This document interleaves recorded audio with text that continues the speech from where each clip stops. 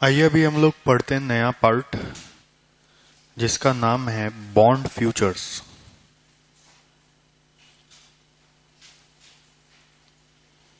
और you can say interest rate futures.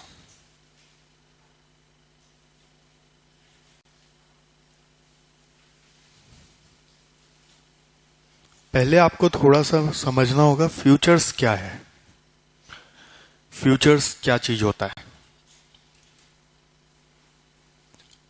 आपने अभी तक इंटरेस्ट रेट रिलेटेड फॉरवर्ड पढ़ा, फिर आपने कैप फ्लोर पढ़ा, कैप फ्लोर कॉलर पढ़ा, फिर आपने स्वैप पढ़ा। तीन पढ़ा है, इंटरेस्ट रेट रिलेटेड फॉरवर्ड भी पढ़ा है, कैप फ्लोर कॉलर पढ़ा है और एक फाइनेंशियल स्वैप्स पढ़ा है। अब नया चीज आ गया फ्यूचर्स। फ्यूचर्स एक अलग तरह का अग्रीमेंट है। पहले इसका मैकेनिज्म समझ जाओगे तो आपको आने वाला जो मेरा चैप्टर है फ्यूचर्स ही जिसका नाम है वो और भी आसान लगेगा। ठीक है, हल्का ब्रीफ एकदम देंगे क्योंकि इस चैप्टर में उतना डेप्थ हम लोग नहीं ले रहे हैं। हमारे इकोनॉमी में, इंडियन इकोनॉमी में क्या के कॉन्टेक्स्ट में आप सोच लीजिए, या फिर एक्चुअली आप वर्ल्ड इकोनॉमी भी सोच सकते हैं। जो इकोनॉमी चलाते हैं वो चाहते हैं कि ज्यादा से ज्यादा पब्लिक पार्टिसिपेशन हो। पब्लिक पार्टिसिपेशन मतलब आम जनता अपना स्मॉल स्मॉल सेविंग्स ले लेके इकोनॉमी में चैनलाइज करे, फंड डाले। सर इकोनॉमी में फंड कैसे डालते हैं? आप अपना बस अलमीरा से पैसा निकाल के बैंक में डालिए और बैंक से निकाल के फिर कहीं ट्रांजैक्शन कर दीजिए, दैट्स ऑल। मतलब अलमीरा से निकाल के अगर बैंक में भी डाल देते तो आपने अपना रुपया इकोनॉमी में डाल दिया। अलमीरा में 10 लाख रुपया रखा हुआ है और बैंक में 10 लाख रुपया रखा हुआ है, तो क्या होता है कि अलमीरा का 10 लाख रुपया में कोई किसी को बेनिफिट नहीं मिल रहा है, बस आपको एक सेटिस्फेक्शन है कि मेरे पास इतना है।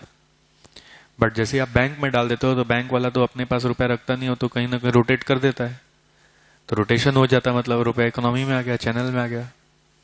तो इससे देश को फायदा होता है। तो हम लोग अलग अलग बहाना खोजते हैं कि कैसे कैसे एक इंसान किस बहाने से रुपया अपना अलमीरा से निकाल के बैंक में डाले और बैंक से कुछ और भी ट्रांजैक्शन करे। खाली बैंक में रखने से भी आदमी उतना कंफर्ट में नहीं आता। बैंक वाला लोग भी कितना संभालेगा? बैंक वालों के पास भी ओवरऑल फंड बहुत ज्यादा हो जाएगा, तो वो लोग भी किसको देगा फिर? करेक्ट। तो डिफरेंट एवेन्यूज बनते रहता है। उसी में एक एवेन्यू बना हुआ है derivatives market, which is also existing for the purpose of trading. I'm not saying existing for the purpose of hedging. Derivatives have got two use. One is trading, another is hedging. Trading और hedging, ठीक है। Trading माने जैसे चलो कुछ खरीदते हैं और बेचते हैं, उसको बोलते हैं ट्रेडिंग। एक बदले में खरीद बेच करके फायदा हो जाए।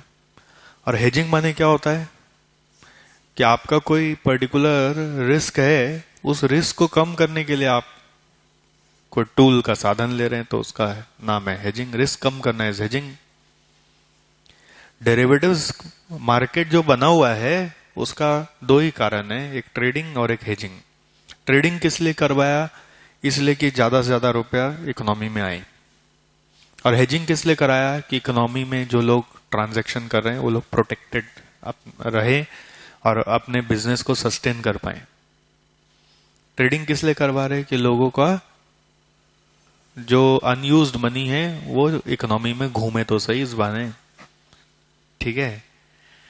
अब ट्रेडिंग करने के बहुत सारे इंस्ट्रूमेंट्स बने, बहुत सारे तरीका बना। जैसे कि इंटरेस्ट रेट पे ट्रेडिंग करना है अगर, तो आपने देखा फॉरवर्ड रेट है। फॉरवर्ड रेट में बैंक्स जनरली ट्रेड करते हैं, बाय सेल बैंक्स ज्यादा करते हैं। इंडिविजुअल बाय सेल नहीं करता, banks they play with that. Individual FRA में जाके ट्रेड नहीं करता है, बैंक्स ज्यादा करता है, या फिर वो कंपनियां करती है जिनका एक्सपोजर होता है। सेकंड, इंटरेस्ट रेट गारंटी आपने जो सीखा, कैप फ्लोर कॉलर, वो भी उस पर ट्रेडिंग वगैरह बैंक करता है इन जनरल, ठीक। और इंडिविजुअल लोग उस पर नहीं आते, वो हेजर लोग के लिए। सिमिलरली फाइनेंशियल स्वैप में भी कोई इंडिविजुअल हाथ पैर नहीं देता है इस सब में, क्योंकि अमाउंट सब मिलियन डॉलर्स का ही होगा। तो इसमें वही जो ऑर्गेनाइजेशन जिनका ट्रांजैक्शन है वो होंगे या फिर बैंक्स होंगे। और इसी तरह से एक और कॉन्सेप्ट बनाया गया जिसका नाम है बॉन्ड फ्यूचर्स, जिसमें इंटरेस्टिंग बात यह कि हम और आप जैसे इंडिविजुअल भी ट्रेड कर सकते हैं। इसमें हमें कोई बहुत बड़ा कंपनी होना जरूरी नहीं है, इसमें हमें कोई बैंक होना जरूरी नहीं। इसको इतना सिंप्लीफाई किया गया है कि इसमें हम और आप जैसे लोग भी इन्वेस्ट कर सकते हैं। इन्वेस्ट मतलब बेसिकली मैं बोल रहा हूं ट्रेड। ट्रेड माने कुछ बाय कर लो, कुछ दिन बाद बेच देना। उल्टा भी कर सकते हो, अभी बेच दो, कुछ दिन बाद बाय कर लेना। सेल बाय, बाय सेल करके आप अपना रुपया को चैनल के थ्रू चैनलाइज करके कुछ कमा भी सकते हो उसमें से। You can make some gain और you can make some losses also. तो इस तरह से रुपया चैनलाइज हो रहा है डेरिवेटिव्स के थ्रू। बहुत लोगों का रुपया इकोनॉमी में आ पाता है। जैसे आप जैसे लोग जो पढ़ने लग गए तो कमाई अच्छी करने लग जाओगे ना, आज से 5 साल बाद कमाई करने के 5 साल बाद एक बार तो इसमें हाथ मारोगे ही मारोगे, ये गारंटी है, रोक नहीं पाओगे आप। ठीक है। और यूजुअली हम तो देखते हैं जिनको ये सब अभी समझ में आ जाता है वो अभी से शुरू हो जाता है। स्टूडेंट्स लोग बताते हैं सर चालू करके, और कुछ लोग अपने किसी फ्रेंड्स को फॉलो करते करते या फैमिली मेंबर को फॉलो करते करते अभी से शुरू भी कर चुके हैं। जैसे पिछले बैच में एक स्टूडेंट था, वो बोला सर हम तो क्लास 10 के बाद से चालू कर दिया था, क्योंकि मेरे पापा इसी लाइन में तो हमको लगा के रखते थे, हमको भी इंटरेस्ट आता था, तो हमको तो करते करते 10 साल हो गया। तो जो मैं बोलता हूँ उसके बाद उससे स्पीच दिलवाते थे, तुम भी बताओ थोड़ा अपना एक्सपीरियंस। तो वो और एक्चुअल कंपनी का नाम ले लेके बताता था, तो वो उसका एक्सपीरियंस था। एनीवेज, हम इसको जब पढ़ेंगे तो ऑब्वियसली हम इंडिविजुअल ट्रेडर की तरह नहीं पढ़ेंगे। हम आपको ट्रेडर नहीं बनाना चाहते, ठीक है। करने का मन करता है आपका ट्रेडिंग, बट ट्रेडर नहीं बनाना चाहते हम आपको हेजिंग के पर्सपेक्टिव से ही सिखाएंगे कि हेजिंग करने का एक और जरिया है कि आप बाकी सब अग्रीमेंट्स के अलावा ये अग्रीमेंट में भी एंटर कर सकते हो। ओके। अब ये बॉन्ड फ्यूचर्स क्रिएट कौन करता है? जैसे FRA, IRG और फाइनेंशियल स्वैप, ये दो पार्टी होते हैं जो आपस में इस तरह का ट्रांजैक्शन करना चाहते हैं, तो उन दोनों का कनेक्शन हो जाता है तो ट्रांजैक्शन होता है। जनरली वो एक बैंक होता है और एक कंपनी होता है। तो सम banks will have this particular product that they will trade with you on FRA, they will trade with you on IRG, they will trade with you on financial swaps. So you can just if you are a company and you have to do those contract, you have to search in the banks only. कहाँ जाना है आपको? कहीं और भटकना नहीं है, banks के पास ही जाना है बस। ठीक है। Now when it comes to bond futures, we are not going to bank now. We are not going to bank. There is no bank involved here. पहला 3 के लिए बैंक ही बैंक था, अभी बैंक नहीं है। अभी कौन है? स्टॉक एक्सचेंज है, नेशनल स्टॉक एक्सचेंज। अब स्टॉक एक्सचेंज के पास जाएंगे। स्टॉक एक्सचेंज क्या कर रखता है? जैसे इन जनरल स्टॉक एक्सचेंज का काम क्या है, पूरा फंक्शनलिटी समझिएगा। हमको हड़बड़ नहीं है सिखाने का, आपको हड़बड़ नहीं होना चाहिए सीखने का, पर ध्यान से समझ जाएंगे तो आपको आगे का चैप्टर्स में भी आसानी होगा। और इनफैक्ट आप रियल वर्ल्ड एंगल से SFM सीख रहे हो। अभी सबसे ज्यादा SFM का यूज अपने सराउंडिंग में यही सब का है, क्योंकि इंडिविजुअल लोग ये सब में ट्रेड करते हैं। ठीक है। बट हम उसके एंगल से उतना सीखने नहीं वाले, हम तो हेजिंग के एंगल से सीखने वाले, बट आपको आइडिया लगना शुरू हो जाएगा। तो स्टॉक एक्सचेंज का मेन काम क्या होता है? वो कंपनी और इन्वेस्टर्स के बीच में कनेक्शन होता है। और दूसरा, एक इन्वेस्टर दूसरा इन्वेस्टर को जब सेल करना चाहता है तो बीच में वो लिंक बनता है। स्टॉक एक्सचेंज क्या करता है? जैसे एक कंपनी है, पब्लिक में अपना सिक्योरिटीज इशू कर दिया, अब वो रुपया तो कंपनी ले लिया और उससे बड़ा बड़ा बिल्डिंग फैक्ट्री बना लिया। ठीक। उसका तो पे बैक धीरे धीरे आएगा, इंस्टेंटली तो उसका पे बैक आएगा भी नहीं। अब ये रुपया मान लो वाया इक्विटी शेयर लिया गया या वाया डिवेंचर लिया गया है, कोई तरीका से लिया गया इक्विटी या डिवेंचर से, और ले लिया तो इक्विटी में तो कोई रिडेम्पशन का तो कमिटमेंट ही नहीं है, और डिवेंचर में भी बोल दिया 10 साल बाद रिडीम करेंगे। तो पॉइंट इज, जो इन्वेस्टर आपको रुपया दिया वो 10 साल तक बैठा रहेगा चुपचाप। आपका जो अगर डिवेंचर है तो इंटरेस्ट का वेट करेगा, और इक्विटी है तो कुछ भी बोल ही नहीं सकता बेचारा, आपसे तो कुछ भी क्लेम नहीं है। आप तो ओनरशिप दे दिए उसको बोल के, और ऐसा ओनरशिप दिए कि कंपनी में घुसना भी मना है, कुछ अंदर में झांकना भी मना है, क्वेश्चन उठाना भी मना है, कानून को फॉलो करते हुए जो होना है। ये बड़ा रिस्क हो गया है। तो आप ही सोचिए, वो सारे इन्वेस्टर हैं, अब रुपया अचानक से आपके कोई परिस्थिति में परिवर्तन आ गया, जिंदगी में रुपया चाहिए, कहां से लाएं? आप सोच रहे हैं मैंने तो उसको दिया हुआ है कंपनी को, वो वहीं से वापस मिल जाए किसी तरह से। कंपनी बोलता है हम तो आपका रुपया से बड़ा बड़ा बिल्डिंग बना दिए, अब हम कहां से आपको रुपया ला के दें? तो इस प्रॉब्लम का सोल्यूशन स्टॉक एक्सचेंज देता है। स्टॉक एक्सचेंज में क्या होगा, कंपनी जब पहली बार अपना सिक्योरिटीज इशू करेगा, उसका पूरा लिस्ट बनाएगा, पूरा लिस्ट बनाएगा, फुल लिस्टिंग करेगा, और वो सारा का सारा लिस्टिंग किसको दे देगा? स्टॉक एक्सचेंज को दे देगा। एक्चुअली स्टॉक एक्सचेंज को डायरेक्टली नहीं दिया जाता, वो दिया जाता है डिपॉजिटरीज को। इंडिया में 2 डिपॉजिटरी है, CDSL NSDL, और भी है, और भी डिपॉजिटरी, कार्वी भी एक ऑपरेट करता है एज अ डिपॉजिटरी, कार्वी करके कंपनी है। तो डिपॉजिटरी अपॉइंट किया जाता है, डिपॉजिटरी को सारा लिस्ट दिया जाता है, वो डिपॉजिटरी के बाद फिर स्टॉक एक्सचेंज को भी अपॉइंट किया जाता है। वो स्टॉक एक्सचेंज और डिपॉजिटरी इंटरकनेक्टेड होते हैं, मतलब मैंडेटरी है, डिपॉजिटरी अपॉइंट करके फिर स्टॉक एक्सचेंज में जाना होगा। स्टॉक एक्सचेंज डिपॉजिटरी आपस में कनेक्ट होते हैं फिर। तो फिर क्या होता है कि अब स्टॉक एक्सचेंज में ऐसा आ जाता है कि now anyone can sell their securities through stock exchange to anyone else. समझ गए? आप इन्वेस्टर हो, अब आपको बेचना है सिक्योरिटी, तो कंपनी तो कुछ नहीं करेगी, बीच में स्टॉक एक्सचेंज पे जाइए और अपना सिक्योरिटी किसी और इन्वेस्टर को बेच दीजिए। किसी और इन्वेस्टर को आप बेच के जा सकते हैं। तो जब भी आप बेचोगे तो आप स्टॉक एक्सचेंज पे जाके बेचोगे। ओके, अब पहले क्या होता था, जब ये सब टेक्नोलॉजी नहीं था, तो जब आप बेचने जाते थे तो आपको पता चल जाता था कि आप किसको बेच रहे हो। यू गॉट टू नो कि I am selling to this person, that person. ठीक है, प्लेटफॉर्म स्टॉक एक्सचेंज का ही था, बट आपको पता चल जाता था। बट जब टेक्नोलॉजी आ गया, अब सॉफ्टवेयर से जब सब कुछ एग्जीक्यूट हो रहा है, तो आपको बेचना है तो आप स्टॉक एक्सचेंज पे एक भाव लगा सकते हैं, बेसिकली बिड लगा सकते हैं। समझ गए कि मैं ये वाला शेयर्स इतना दाम में बेचना चाहता हूं।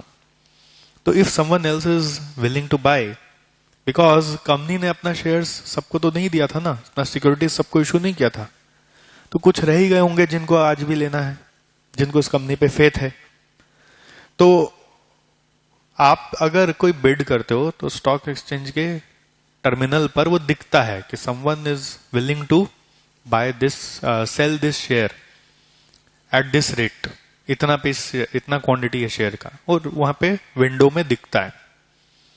ठीक है, नहीं भी दिखता है तो आप, जैसे मान लीजिए अगर आप अपना जो टर्मिनल बना रखे, उस सब आजकल कस्टमाइज टर्मिनल भी होते हैं, मतलब अपने हिसाब से बना रखते हैं। जैसे आप मोबाइल में होम स्क्रीन नहीं बना रखते अपने हिसाब से, वैसे सब लोग अपने हिसाब से भी स्क्रीन बना के रखते हैं। तो आपको मान लीजिए किसी और को वही कंपनी का शेयर्स बाय करना है, तो उस कंपनी का नाम सर्च करेगा ना, तो उसको दिख जाएगा कि उस कंपनी को लेके अभी कोई बेचना चाहता है ये शेयर।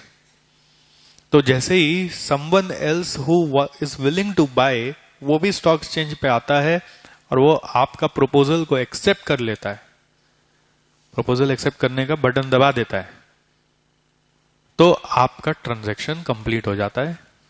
ओके, और आपका नाम, आपका CDSL NSDL या कार्वी जैसा जो डिपॉजिटरी है, उसमें जमा होता है कि आपके अकाउंट से वो शेयर को काट दिया जाए, और जिसने खरीदा उसके अकाउंट में वो शेयर डाल दिया जाए, और जो अमाउंट है उसमें बायर भी ब्रोकरेज पे करेगा और सेलर भी ब्रोकरेज पे करेगा, जो नेट अमाउंट होगा दोनों के अकाउंट से एडजस्ट हो जाए। अभी मैंडेटरी हो चुका है कि हर ट्रेडर का अकाउंट बैंक अकाउंट से भी जुड़ा हुआ होना चाहिए, तो ऑटोमेटिक बैंक में वो डेबिट क्रेडिट भी हो जाएगा। ठीक है, अब इसमें भी डायरेक्ट आप स्टॉक एक्सचेंज के पास नहीं जाते हो, डायरेक्ट स्टॉक एक्सचेंज के पास भी आप जा नहीं सकते, आपको एक वाया ब्रोकर जाना पड़ता है। मतलब आप जो भी करते हो पहले ब्रोकर के पास करते हो, फिर ब्रोकर स्टॉक एक्सचेंज के पास जा रहा है। ठीक है, सारा रिकॉर्ड अपडेट हो रहा है डिपॉजिटरी के पास, और डिपॉजिटरी बायर का अकाउंट भी अपडेट कर रहा है, सेलर का अकाउंट भी अपडेट कर रहा है, और एक नेट लिस्ट निकाल निकाल के कंपनी को भेज देता है जब कंपनी को चाहिए होता है।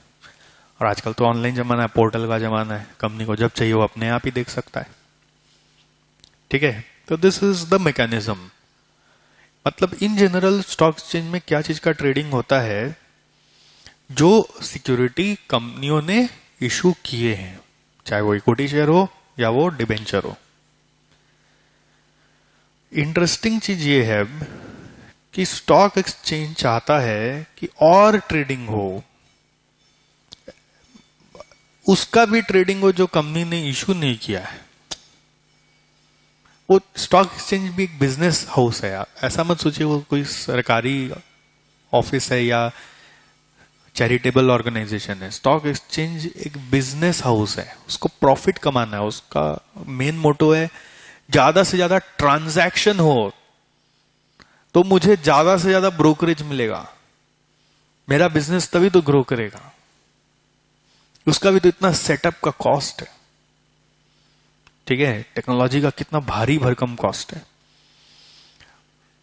ओके, जैसे लाइव क्रिकेट देखते हैं ना, लाइव क्रिकेट में आपको मालूम है 3-4 सेकंड का डिले चलता है। ये मालूम है आपको, मैच में अभी एक बॉल एक्चुअली हो गया बट घर पे 3-4 सेकंड बाद दिखता है, इंस्टेंट नहीं होता है। मालूम है ये चीज? स्टॉक एक्सचेंज में डिले 1 सेकंड का होता है, मतलब 1 सेकंड से भी कम, ऐसा है। मतलब उसका टेक्नोलॉजी लाइव क्रिकेट से भी ज्यादा एडवांस्ड है। तो सबका कॉस्ट है, कॉस्ट को रिकवर करने के लिए प्रॉफिट चाहिए। तो स्टॉक एक्सचेंज को प्रॉफिट मतलब ब्रोकरेज रेवेन्यू मिलते रहना चाहिए। तो स्टॉक एक्सचेंज क्या देखा कि ये असली जो बाय सेल करते हैं जो लोग, ध्यान से समझना, ये स्टॉक एक्सचेंज क्या ऑब्जर्व किया कि आप एक इन्वेस्टर थे, आपके पास सिक्योरिटी कहां से आया? आपके पास कंपनी ने इशू किया तब सिक्योरिटी आया। तो आपका तो आउटफ्लो हुआ तब आपके पास सिक्योरिटी आया ना। सोचिए आपके पास 1000 शेयर था इन्फोसिस का जिसका दाम है 1000 रुपए करके, तो 1000 × 1000 10 लाख रुपए आपके पास था, तब तो आप शेयर लिए। ठीक, फिर कुछ दिन बाद आप बेच दिए, अब कुछ दिन बाद बेच दिए तो आपको गेन मिला, तो गेन को कमाने के लिए 10 लाख रुपए इन्वेस्ट भी तो करना पड़ा। 10 लाख रुपए इन्वेस्ट किया तब जाके वो गेन आया। अब आपने किसको बेचा? किसी और इन्वेस्टर को बेचा, तब उसका अकाउंट से भी तो कुछ 10 लाख या 10.5 लाख रुपए कटा होगा, तभी तो आपके पास रुपया आया और उसका अकाउंट से रुपया कटा। स्टॉक एक्सचेंज तो बीच में खाली ब्रोकरेज खा रहा है। मतलब स्टॉक एक्सचेंज ये देख रहा है कि मैं तो सिर्फ इन्हीं लोगों को डील कर रहा हूं जिनके पास बल्क अमाउंट है, जिसके पास 5 लाख 10 लाख रुपया है, वही लोग तो यहां आएंगे। क्या अभी आप सोच सकते हैं क्या स्टॉक एक्सचेंज में जाके पैसा लगाने का? क्यों? क्वेश्चन क्या है दिमाग में? अरे पैसा ही तो नहीं है कि नहीं? तो पॉइंट तो यही पे फंस जा रहा है। स्टॉक एक्सचेंज भी ये सोच रहा है, अरे बाप रे, ऐसे तो देश में बहुत कम लोग ही हमारे टर्मिनल पे आएंगे, हमारे स्टॉक एक्सचेंज पे आएंगे और ट्रेडिंग करेंगे, क्योंकि सबके पास तो उतना फंड है ही नहीं। तो कोई ऐसा मैकेनिज्म सजाया जाए जिससे गरीब लोग भी आए, मतलब जिनके पास ज्यादा रुपया नहीं है, वो लोग भी आके ट्रेड करे हमारे यहाँ पर। ट्रेड करे मतलब उसको मतलब है बाय सेल करे। अब किस इंटेंशन से करो उसको कोई मतलब नहीं है स्टॉक एक्सचेंज को। तो एक प्रोडक्ट इवोल्यूट होके आया जिसका नाम पड़ा फ्यूचर्स। फ्यूचर्स क्या है, ये स्टॉक एक्सचेंज ने जन्म दिया है। मेरे दुकान पर कोई और भी चीज बिके, सोचिए ना, मेरा एक शोरूम है, उस शोरूम में महंगा महंगा बहुत सारा पेंटिंग है, तो एंटिक पीस है, तो कोई की रिंग्स है, तो कोई ज्वेलरी है, कोई ऑर्नामेंट्स है, ऐसा कुछ महंगा महंगा है। तो मेरा शोरूम में कौन घुसेगा? गरीब लोग तो देखेगा ही नहीं इसको अंदर से, और आम जनता तो सब गरीब ही है कि नहीं? तो सब रईस लोग ही आएंगे, तो मेरा तो सेल लिमिटेड होगा। तो मुझे कुछ ऐसा चीज बेचना है यहाँ पर जो हर कोई खरीद पाए, इंडिविजुअल भी आके उस पर ट्रेड करे। और मजा का चीज उसमें ऐसा होना चाहिए कि गेन उतना ही मिले बट इन्वेस्टमेंट कम हो। जैसे सोचिए, आपके पास जब पहला बार शेयर्स था तो 10 लाख का था, आप किसी और इन्वेस्टर को बेचे तो 10.5 लाख रुपए आपका वैल्यू हो गया, 50,000 रुपए आप कमाए। बट 50,000 कमाने के लिए इन्वेस्टमेंट कितना करना पड़ा? 10 लाख। अब जिसके पास गया 10.5 लाख रुपया, वो अपना तरफ से दिया, प्लस ब्रोकरेज दिया, वो अलग, वो सब छोड़ दीजिए, वो उसका बात नहीं करे। बट एक आदमी को 50,000 रुपया कमाने के लिए 10 लाख रुपया लगाना पड़ा। बट हम ऐसा सोच रहे हैं कि 50,000 कमाने के लिए 10 लाख से कम लगे तो उसी चीज पे। तो जन्म हुआ एक प्रोडक्ट का जिसका नाम है फ्यूचर्स। फ्यूचर्स क्या है? स्टॉक एक्सचेंज ने इसको ऐसे बनाया, देखो ध्यान से समझना, कि पहले एक अंडरलाइंग एसेट होगा। वो अंडरलाइंग एसेट कोई कंपनी का इक्विटी शेयर हो सकता है, या फिर वो ऐसा भी हो सकता है कि इंटरेस्ट रेट हो या कोई बॉन्ड हो। जैसे इन जनरल हम लोग बोलेंगे, दो ही हम लोग के पढ़ाई में जो आता है वो मैं बता रहा हूं। एक से ये बॉन्ड हो सकता है, या एक हो सकता है इक्विटी शेयर्स। तीसरा एक और होता है कमोडिटी फ्यूचर्स भी होता है, ठीक है, कमोडिटी फ्यूचर्स भी होता है वैसे। और एक अपने बोले तो चौथा एक इंडेक्स फ्यूचर भी होता है। तो ये सब क्या है मैं बाद में समझाऊंगा आपको। अभी हम लोग बॉन्ड फ्यूचर के बारे में पढ़ रहे हैं ना, तो सिर्फ बॉन्ड के बारे में आपको थोड़ा सा समझाऊंगा। इक्विटी कमोडिटी इंडेक्स के बारे में बाद में बताऊंगा। तो हम लोग क्या करते हैं, एक पहले स्टॉक एक्सचेंज वाले हम लोग एक पहले अंडरलाइंग एसेट को फिक्स करते हैं जिसका नाम है बॉन्ड, ठीक है। अब वैसे अंडरलाइंग एसेट में इक्विटी भी हो सकता है, तो इक्विटी मतलब इक्विटी शेयर्स होगा, और इक्विटी शेयर्स होगा तो आप उसमें फिर किसी कंपनी का शेयर्स को फिक्स करेंगे, ठीक है। अगर बॉन्ड है तो गवर्नमेंट ऑफ इंडिया सिक्योरिटीज सबसे पॉपुलर बॉन्ड है। Government of India securities are the most popular bonds, okay. से 9 year government of India security, मतलब इसका मैच्योरिटी है 9 साल बाद का। वो गवर्नमेंट ऑफ इंडिया इशू करके रखता है। गवर्नमेंट को अपना बहुत सारा बिजनेस चलाने के लिए फंड चाहिए होता है, तो वो पब्लिक से लेता है। गवर्नमेंट ऑफ इंडिया फंड लेता है, ठीक है। गवर्नमेंट ऑफ इंडिया कभी इक्विटी इशू नहीं करेगा, गवर्नमेंट कभी भी इक्विटी इशू नहीं करेगा, वरना तो आप जाके धावा बोल दोगे मेरा सीट है, ठीक है। तो गवर्नमेंट हमेशा बॉन्ड इशू करता है, लोन लेता है। तो टाइम ये पॉपुलर सिक्योरिटी है बोल के 9 year government of India security, इसका अलग अलग भाव चलते रहता है, ठीक है। अलग अलग इसका वैल्यू चलते रहता है। इसका वैल्यू मान लीजिए 90 रुपीज है, तो कभी 91 होगा, कभी 92 होगा, समथिंग लाइक दिस। कभी हो सकता है 95.6 हो गया। फेस वैल्यू 100 मान रहे हैं मान लीजिए। तो बॉन्ड का भी लिस्टिंग करा दिया जाता है। जैसे कि अब मान लीजिए मैं गवर्नमेंट हूं, मैंने 9 साल के लिए फंड ले लिया पब्लिक से। अब हो सकता है जो इन्वेस्ट किया उसको 2 साल बाद ही रुपया चाहिए, तो गवर्नमेंट तो रुपया लेके रोड वोड बनाने लग गया, कोई काम में लगा दिया। तो अब आपको 2 साल बाद रुपया चाहिए तो कहां से आएगा? तो इसको भी लिस्ट करा देते हैं स्टॉक एक्सचेंज पे, और आपको बोलते जाओ वहां पे बेच दो, कोई और खरीदने वाला है तो उसको देके चल जाओ। थोड़ा सा मुश्किल होता है बॉन्ड को स्टॉक एक्सचेंज में बेचने में, मुश्किल होता है। इक्विटी तुरंत बिकता है, बट बॉन्ड वॉन्ड को बेचने में थोड़ा सा मुश्किल होता है स्टॉक एक्सचेंज में, क्योंकि अभी भी इसका रीजन ये है कि अभी भी बॉन्ड में भी ट्रेडिंग हो सकता है, इसका अवेयरनेस लोगों में नहीं है। खाली यही प्रॉब्लम है और कोई प्रॉब्लम नहीं। इक्विटी में ट्रेडिंग होता है सबको पता है, बट बॉन्ड में ट्रेडिंग ऐसे होता है, ये लोगों में अवेयरनेस नहीं है, इसलिए बॉन्ड को बेचने में थोड़ा समय लगता है, बट बिक जाता है। ठीक है, तो ये बॉन्ड है जो ओरिजिनल एसेट, अंडरलाइंग एसेट मतलब बोलना चाहते हैं हम ओरिजिनल एसेट। एसेट माने सिक्योरिटी जो एग्जिस्ट करता है स्टॉक एक्सचेंज पे। हमारा स्टॉक एक्सचेंज क्या करता है, वैसा ही सिक्योरिटी को पकड़ता है जो पॉपुलर है। हर किसी सिक्योरिटी को नहीं ले रहा है, बॉन्ड में भी ऐसा ही सिक्योरिटी को ले रहा है जो बहुत पॉपुलर है। ठीक है, पॉपुलर एज इन जिसमें लोग बहुत इंटरेस्टेड रहते हैं, बहुत सारे इन्वेस्टर्स उसमें इन्वेस्ट करते हैं। वैसे ही अगर इक्विटी पकड़ूंगा ना, तो हर कोई इक्विटी शेयर नहीं पकड़ूंगा, उन्हीं कंपनी को पकड़ूंगा जो ज्यादा डिमांड में रहता है in the eyes of investors.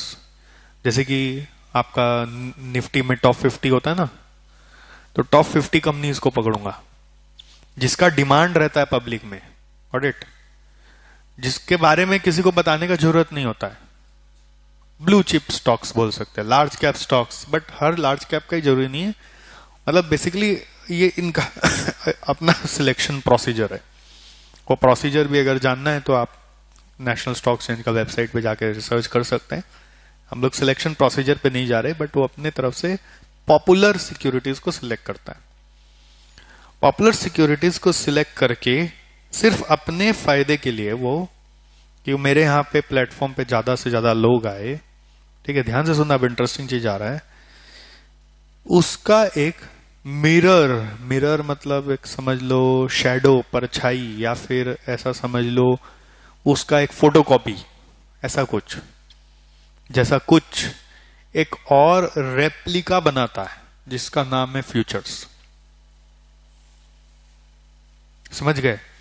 जैसे 9 year government of India security है, तो 9 year government of India security का फ्यूचर्स भी आएगा। उसका नाम क्या आगे हम फ्यूचर्स लगा देंगे, 9 year GOI security futures. Okay, जिसका एक्चुअली जो फर्स्ट प्राइस होगा ना, जैसे समझो ये T0 है, टाइम 0, तो इसका जो T0 का प्राइस होगा वो इन जनरल थोड़ा सा ज्यादा होगा। क्यों? क्योंकि हम लोग बोल रहे हैं एक तरह से कि ये जो फ्यूचर्स है इसका एक एक्सपायरी डेट होता है। मतलब ये ट्रेड करने के लिए क्रिएट किया गया, आप ऐसा सोचिए, just for the purpose of trading इसको क्रिएट किया गया है, और इसका एक एक्सपायरी डेट है। मतलब ये ऐसा नहीं कि आज जैसे 9 year government of India security का एक्सपायरी डेट होगा ना, एक मैच्योरिटी डेट, आज से सोचिए 9 साल बाद, तो इसका भी एक एक्सपायरी डेट होगा। बट वो expiry date at any time 3 महीने से ज्यादा नहीं हो सकता है। इसमें 3 तरह का ये लोग जनरली बनाते हैं, एक होता है 1 महीने का, एक होता है 2 महीने का, एक होता है 3 महीने का। बट आप एक बार एक ही सोचो कि एक्सपायरी डेट है 1 महीना, मतलब है तो ये 9 year government of India security जिसका लाइफ 9 साल है, बट उसके अगेंस्ट में एक कॉन्ट्रैक्ट बनाया है जिसका एक्सपायरी डेट है 1 महीना, जो इंडिकेट कर रहा है, अगर ठीक से सोचे तो वो इंडिकेट कर रहा है कि ये वाला चीज का प्राइस 1 महीने बाद कितना हो सकता है। तो उसके कारण से इन जनरल इसका प्राइस जो है T0 पे 90 से थोड़ा सा ज्यादा मिलेगा, 91.5 सोचो। अब जैसे जैसे ये चेंज होगा वैसे वैसे ये भी चेंज होगा, ये चेंज होगा तो ये भी चेंज होगा। ये 90 से 91 हुआ तो सोचो ये 91.5 से 92.8 हो गया। कुछ भी, कोई जरूरी नहीं है 1 रुपए से चेंज होगा तो वहां पे भी 1 रुपए से ही चेंज होगा। मतलब इसका ये मतलब निकलता है ना, जैसे कि अगर यहां पे 1 रुपया से चेंज आया, 90 का 91 हुआ तो यहाँ 92.8 हो गया, मतलब यहाँ पे 1 रुपया 30 पैसा से चेंज आया। मतलब लोग फ्यूचरिस्टिक हैं, फ्यूचर में लग रहा है कि और बेटर चीज होने वाला है, ऐसा अज्यूम करते हैं। ये सब का कैलकुलेशन का मैकेनिज्म है कि हाउ 90 का 91.5 हो रहा है। ये मैकेनिज्म आपको सिखाएंगे, वैल्यूएशन ऑफ फ्यूचर्स भी एक पढ़ाई है, बट आप अभी फंडामेंटल समझ रहे हो। फिर 91 जब 92 होगा तो ये 92 भी 0.8 भी generally in tandem with spot move करेगा, यानी जिस डायरेक्शन में स्पॉट जाता है इन जनरल उसी डायरेक्शन में फ्यूचर्स जाता है। एक्सेप्शन होते हैं, वो एक्सेप्शन भी बाद में समझाएंगे आपको, बट अभी फंडामेंटल में आप ऐसा ही सोचिए कि स्पॉट मूव करता है तो फ्यूचर भी मूव करता है, स्पॉट ऊपर जाता है तो फ्यूचर भी ऊपर जाता है, स्पॉट नीचे जाता है तो फ्यूचर भी नीचे आता है, अनलेस कोई अदर फैक्टर्स आके इन्फ्लुएंस कर दे, वो अलग बात है। अदर फैक्टर्स के बारे में हम बाद में बात करेंगे, बहुत सिनेरियोज होते हैं, बट आप अभी ये समझिए कि ये 91.5 का 92.8 हो रहा है। तो अब आप एज एन इन्वेस्टर क्या तो ये गवर्नमेंट ऑफ इंडिया सिक्योरिटी 90 में ले लीजिए, ठीक, और या तो ये 91.5 में उसका फ्यूचर्स ले लीजिए। फ्यूचर्स लोगे तो एक महीना बाद उसको कैंसिल आउट करना ही होगा, ये लोगे तो 9 साल का पीरियड है। अच्छा, अब अगर ये लोगे आप एज एन इन्वेस्टर तो पूरा 90 देना पड़ेगा।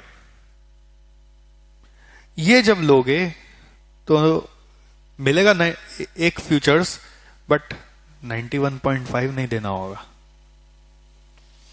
ये डिसाइड करता है स्टॉक एक्सचेंज कि आपको कितना देना होगा, उसको हम लोग बोलते हैं मार्जिन मनी, सिर्फ मार्जिन देना होगा।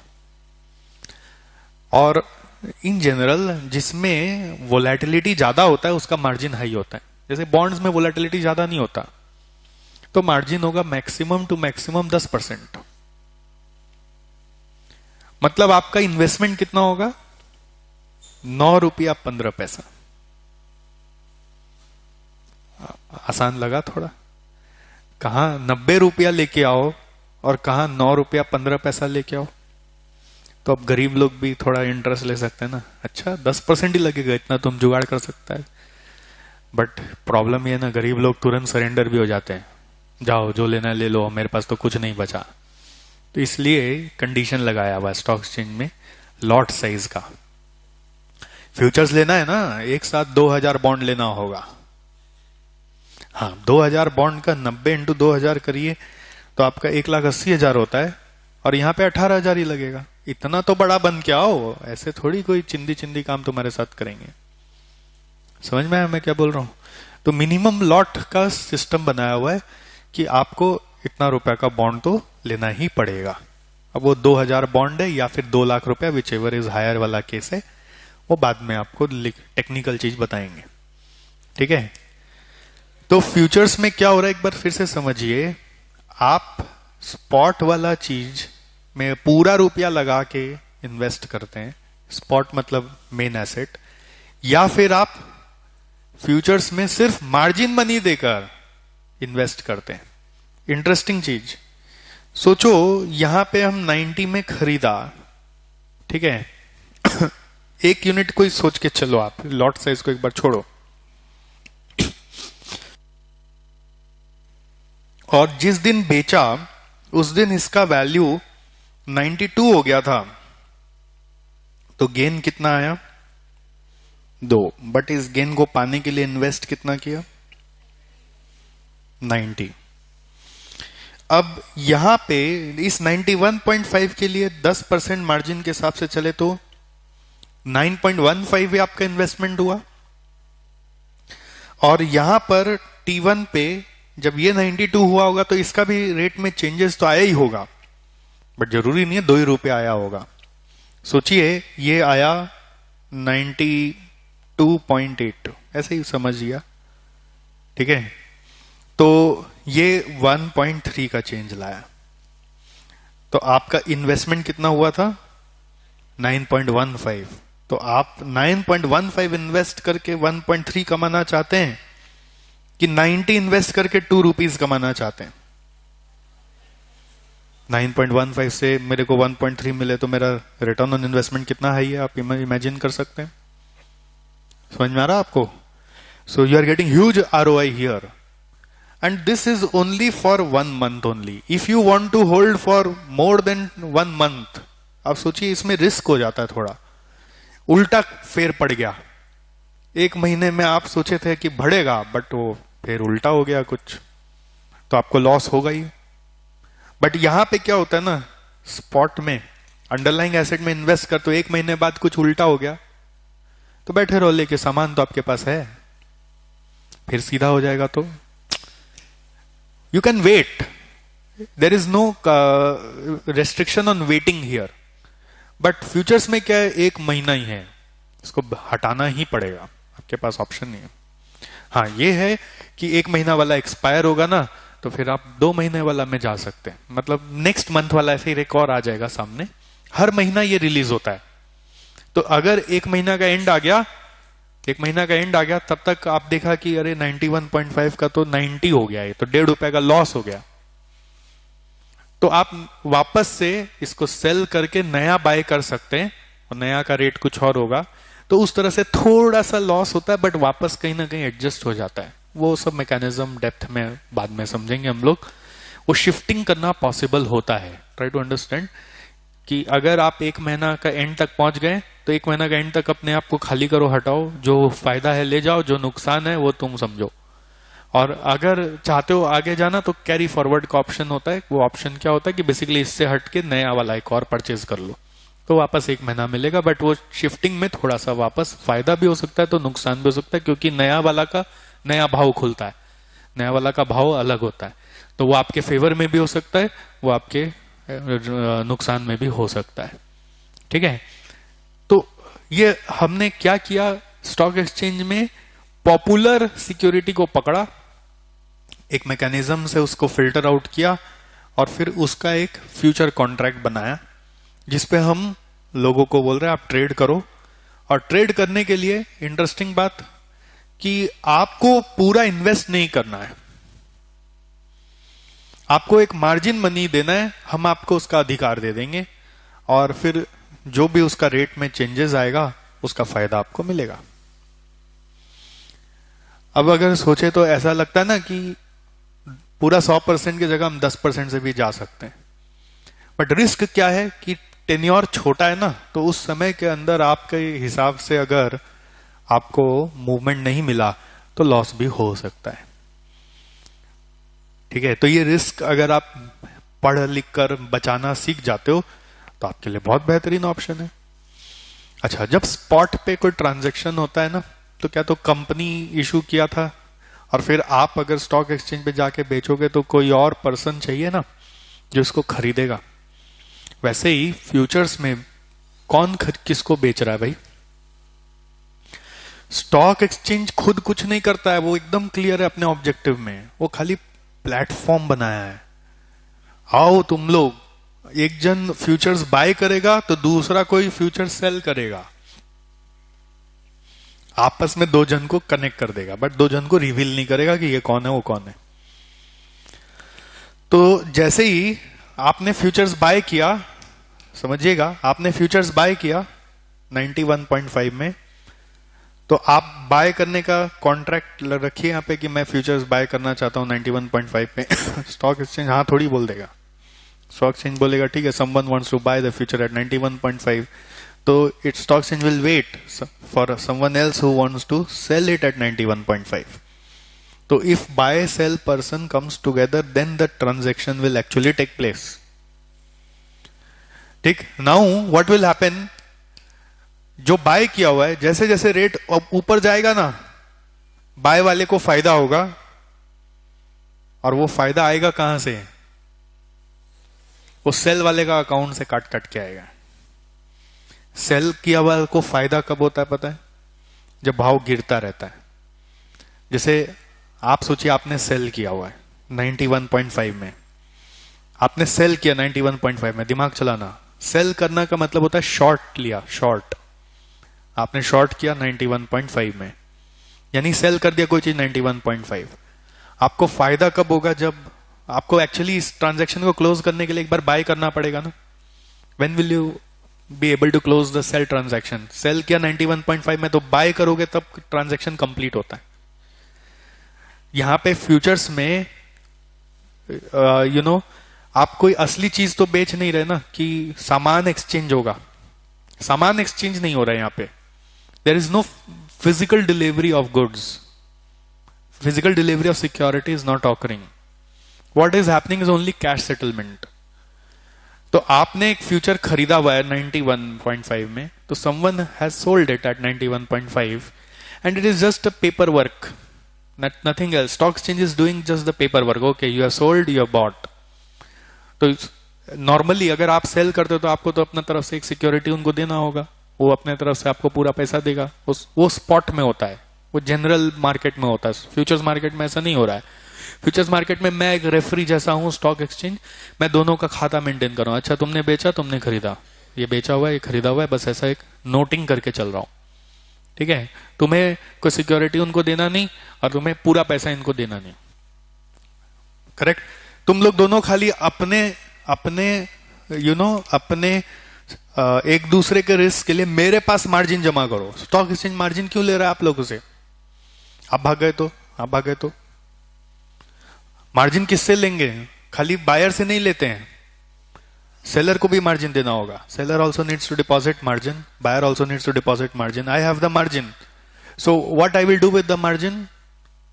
आई जस्ट अश्योर कि बायर को उसमें से उसका फायदा मिल जाए, सेलर को अगर फायदा मिलना है तो वो फायदा मिल जाए। मार्जिन से ही तो मैं प्ले कर रहा हूं ना, कि आपके अकाउंट में रुपए डाल दूंगा, इसके अकाउंट से निकाल लूंगा, तो मार्जिन सेट ऑफ करते रहता हूं मैं। मेरे पास आपसे भी 10 रुपए आया हुआ है, आपसे भी 10 रुपए आया हुआ है, मेरे पास मार्जिन का कितना रुपया? दोनों का 20 रुपए। जिस दिन आप बाय किए ना, तो आपका अकाउंट सेल करने वाले से लिंक कर देंगे। आप सेलर हो तो आपका अकाउंट बाय करने वाले से लिंक कर देंगे। ठीक है, you have sold, you have bought, buy sell एक ट्रांजैक्शन पैरेलली चल रहा है। ये बाय किया हुआ है, ये सेल किया हुआ है।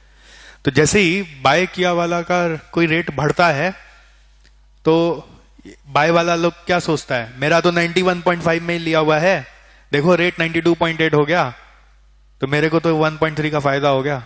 तो जो फायदा हुआ वो इसके अकाउंट में 1.3 मुझे डालना पड़ेगा, और इस 1.3 का कैंसिलेशन मैं यहां से करूंगा। क्योंकि सेलर वाला क्या सोचेगा, देखो यार मैं तो 91.5 में बेचा था और आज देखो 92.8 हो गया। क्योंकि बेचा है तो आपको खरीद के क्लोज करना पड़ेगा, तो खरीदना जाएंगे तो 92.8 में मिल रहा है अभी, तो 1.3 आपका लॉस है। तो 1.3 का लॉस आपको यहाँ पे 1.3 का प्रॉफिट। तो ये 1.3 मैं कहां से अब दूंगा? मेरे पास आपका भी 10 रुपया है, आपका भी 10 रुपया है, क्या करूंगा मैं? इसका 10 रुपया में से 1.3 निकाल के इसका 10 रुपया को बना दूंगा 11.3। इसको 11.3 बना दिया, ये 10 रुपया में से 1.3 काट दूंगा, 8.7 हो गया। तो इनका 11.3 हो गया, मैं इसमें 8.7 हो गया, मेरे पास तो 20 रुपया। आपका टेक्निक समझ में आ रहा है स्टॉक एक्सचेंज का? 11.3 और यहाँ पे 8.7 है, और ये मैं होल्ड करके रखा हूं। अगला दिन कोई एक भाव बोलो, अगला दिन 92.8 के बाद सोचो अब 92 हो गया। अब 92 हो गया तो बायर वाला का 92.8 का चीज 92 हो गया तो लॉस हो गया, तो 0.8 तुम्हारा से निकाल के इसमें डाल दूंगा, तो ये थोड़ा सा बढ़ जाएगा, ये घट जाएगा। ठीक है, अब आप बोले बहुत खेल लिया, अब हमको जाना है, हम नहीं रुक सकते एक महीना, जितना है मेरा दे दीजिए। तो देखो अब जितना है मेरा दे दीजिए, तो आप बाय किए हुए थे, अब आपको जाना है जब, तो सेल करके चल जाओ। अब जब सेल करोगे तो someone else needs to buy it. कोई जरूरी नहीं है उस समय इसका भी मन हो जाए हमको भी जाना है, ये बोलता नहीं हमको तो बैठना है, बोलता उसको जाना है, तो हम स्टॉक एक्सचेंज वाले हम आपको ऑप्शन देंगे, जाना चाहते हो आप बाय किए हो ना, तो किसी और को सेल करके चल जाओ। तो कोई और जब सेल करने आएगा तो वो मार्जिन, सॉरी, आप किसी और को सेल करोगे तो someone else will come to buy, तो आपका रुपया मैं आपको दे दूंगा, उसका मार्जिन हाथ में लेके फिर इनके साथ खेलूंगा। चलो आप लोग खेलो, समझे क्या? आप जाना जाओ, अपना टेबल पे किसी और को बैठा के जाओ, नहीं तो एक महीना रुको। अपने आप ऐसे बीच में उठ के बैकआउट नहीं कर सकते हो, स्टॉक एक्सचेंज ऐसे बैकआउट करने नहीं देता। इसलिए क्या होता है ना, सामने वाला जो पार्टी है वो हमेशा प्रोटेक्टेड रहता है। स्टॉक एक्सचेंज का फ्यूचर्स कॉन्ट्रैक्ट में कोई रिस्क ऐसा नहीं है कि सामने वाला पार्टी भाग जाएगा। जैसे फॉरवर्ड कॉन्ट्रैक्ट्स पढ़ते थे ना, तो उधर एक रिस्क था कि अपने कंपनी है अपने बैंक के साथ कॉन्ट्रैक्ट करते थे और फिर अपने बैंक को ठेंगा दिखा देते थे, नहीं जाएंगे, जाओ कैंसिल इन करना है कर दो, 15 दिन वेट करोगे करो, कैंसिल कर लो। तो बैंक सिक्योर होने के लिए क्या करता था, हर किसी जन से वो ट्रांजैक्शन नहीं करता था। बैंक गारंटी लेकर, बहुत सारा प्रीमियम लेकर, सिक्योरिटी डिपॉजिट लेकर शायद ट्रांजैक्शन करेगा, क्योंकि बैंक को डर है ना आप नहीं आएंगे तो। स्टॉक एक्सचेंज में डर नहीं है, नहीं आएंगे तो। इस स्टॉक एक्सचेंज के पास आपका मार्जिन मनी पड़ा हुआ है। अब आप अचानक बोलते हो मेरा तो बहुत हो गया, हम तो 1 महीना वेट नहीं करेंगे, हमको जाना है, तो स्टॉक एक्सचेंज बोलेगा जाना है तो सेल करके जाओ, ऐसे बीच में जा ही नहीं सकते। और आप बोलेंगे नहीं हम तो सेल भी नहीं करेंगे, हम जा ही रहे हैं, तो आपका मार्जिन मनी हम खा जाएंगे। और फिर आप बोलेंगे नहीं मार्जिन मनी जितना दिया उतना खा जाओ, 10 रुपए तो लिया, अरे भैया फिर हम आपका बैंक अकाउंट पे सीज लगा देंगे, फंसा देंगे आपको बहुत बुरा तरीके से। तो आप पैसे जाओगे तो फिर आपका अकाउंट ही परमानेंट ब्लॉक कर दिया जाएगा, कभी स्टॉक एक्सचेंज में आ ही नहीं पाओगे। तो ऐसा कलंकित होके क्यों जाना है? तो पूरा कायदे से निकल जाओ, जब निकलना है दूसरा जन को बेच के जाओ, तो वो दूसरा जन आ जाएगा तो हम उसको लेके चलेंगे, फिर इनको जाने का मन है तो फिर कोई एक नया आएगा हम उनको लेके चलेंगे, ऐसे चलता रहेगा। और जिस दिन कॉन्ट्रैक्ट एक्सपायर होगा उस दिन हम पूरा चैप्टर क्लोज कर देंगे, उस दिन हम सबका अकाउंट क्लोज कंपलसरी करेंगे, आप नहीं जाएंगे तो भी हम आपको भेजेंगे। जिस दिन कॉन्ट्रैक्ट एक्सपायर होता है उस दिन हम बोलेंगे आज गेम ओवर, मतलब समझिए ना कोई जुआ का टेबल बनाया है, 1 महीना का डेट दिया है, 1 महीना तक दिन रात सुबह शाम में हम लोग का टाइम है, 9 से 5 बजे तक खेलने का, 9 से 5 बजे आइए, खेलिए, ऊपर नीचे भाव देखिए, अपने लिए गेन लीजिए, लॉस लीजिए, और एक दिन आता है डेट, उस दिन जो बाय किया हुआ है उसको मैं कंपलसरी सेल कर ही देता हूं। आप नहीं वेट करेंगे तो हम कर देंगे, आप नहीं निकलेंगे तो हम निकालेंगे, आप सेल किए हुए हैं तो मैं बाय कर दूंगा, ऑपोजिट रिवर्स कर दूंगा, मैं खुद क्लोज करता जाऊंगा। हो गया आज का खत्म हुआ है, कॉन्ट्रैक्ट एक्सपायर हो रहा है, नया में जाना है, फिर नया में जाके बाय करो। एक्सपायरी आता है जब कॉन्ट्रैक्ट का तो स्टॉक एक्सचेंज खुद आपको स्क्वायर ऑफ कर देता है कि बाय किया वाला सेल करके चल जाओ, सेल किया वाला बाय कर लो, वापस में काट देगा, जो नेट अमाउंट होगा बोलेगा बहुत संभाल लिया, बाप अपना अपना लो। फिर अगला महीना का जो कॉन्ट्रैक्ट है उसमें फिर से इंटरेस्ट है तो जाओ, फिर नया कोई आएगा तो नया कोई को लेके हम चलेंगे। इससे क्या हुआ, स्टॉक एक्सचेंज में ट्रेडेबिलिटी बढ़ा, स्टॉक एक्सचेंज का ब्रोकरेज आया। इससे क्या हुआ, इन्वेस्टर्स को एक ऑप्शन मिला कि मैं कम अमाउंट से भी गेन उतना ही कमा सकता हूं।